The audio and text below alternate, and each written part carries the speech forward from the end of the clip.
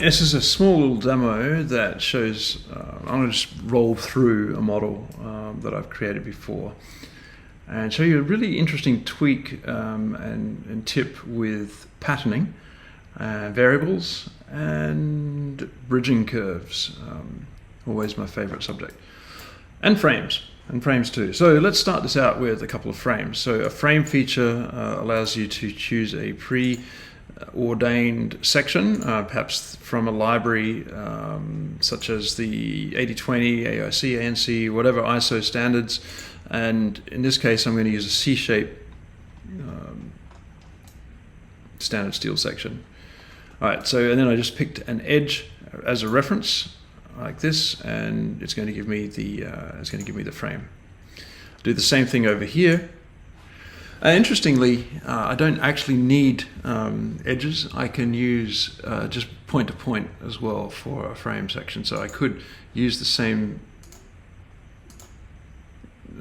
just two vertices to define that frame element there. And in this case, I might want to rotate it around about 180 degrees or something to get it lined up how I wanted it.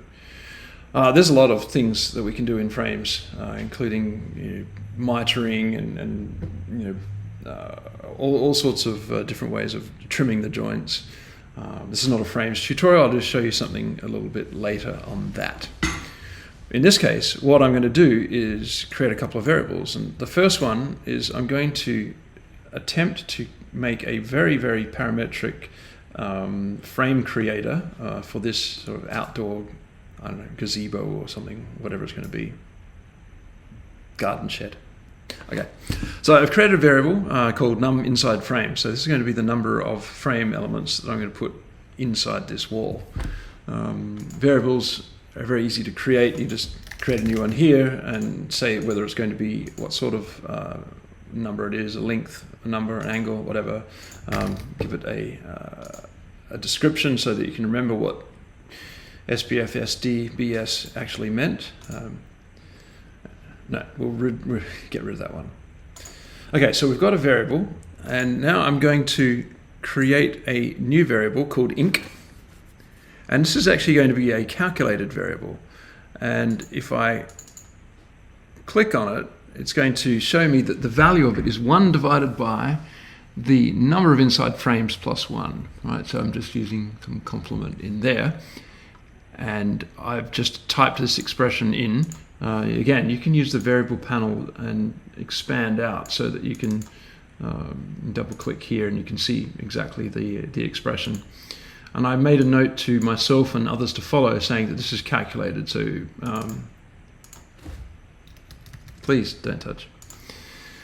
There it is. So now we've got this increment. I've actually got a new position. It's a variable called position, or POS. Right? And it's a, if I show here, it's a number. All of these are numbers. And numbers don't have units, of course. And now the interesting thing here is that I've created something called position, and it looks like I'm redefining it. So I'm saying position equals something in there, and in fact I said position equals position plus ink. So by nesting this, it's going to give me the chance to iterate over it. So whatever the position value is, I'm going to add the increment to it. Remember that. So the position is a number that varies between, it's going to be between 0 and 1, depending on how many increments I have. Right? So this is, it can't be 0, it can't be 1. It's going to be something in between, depending on this number. So of course, if this changed to 4, that increment, position would be 0.2. Right. So what I'm going to try and do is put a curve or a frame element at 0.2, at 0.4, at 0.6, and 0.8, and that'll give me the 5 elements, the 4 elements in this case now across here. So let's do the first one. It's a bridging curve. Let's show it. I'm going to do it on this side, am I? Okay. Right, so I'm going to show that sketch. There it is. Here it is. It's just same thing on both sides. This is a bridging curve, and if I look at it, the position, remember in some of the other videos I've just kind of rolled this around, eyeballed it, put it in, or just typed in a value. In this case, I'm not going to do that. I'm actually going to use this calculated value here to say that is the position. So a hash before the variable name gives the variable's value, which will evaluate out to 0.2. And so there, that is giving me my first bridging curve here. Now, if I go back and change this to 12 or something, you'll see that the position of that is actually, of course, going to change according to, and if there's only 2 elements or 1 element in the middle there, it's going to be directly in the middle. So let's keep that back at 5. Now the interesting thing, well, one more thing is I create the frame on that. All right. And then I'm going to do a linear pattern of those frames. Now the interesting thing here is that if I, well, firstly let's go back to this frame here and say let's trim that to that part there.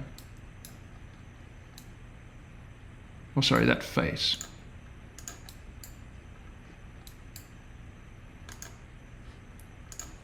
Like that. Now I'm going to pattern not just the frame, but everything that sort of came before it, including this recalculating of the position. So if we look in the linear pattern, you'll see that I've chosen a feature pattern, and I've chosen the calculated position, the bridging curve, and the frame itself. Right. So they're the things I want to pattern. I'm chosen the edge down here as the direction for the pattern to proceed.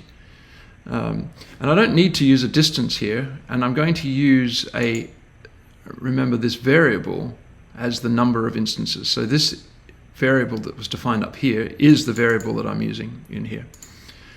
And the final thing is that I'm using this option which apply per instance. So it's going to reevaluate the feature as the topology changes. So in case, see, this is tapering down very heavily.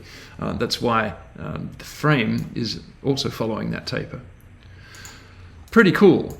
And I'll just sort of finish this off, I guess, with one more feature in the corner, like that. And if I go back to this number of inside frames, I can keep changing this, and you'll see that it will update accordingly. So I've got a really, really parametric model now.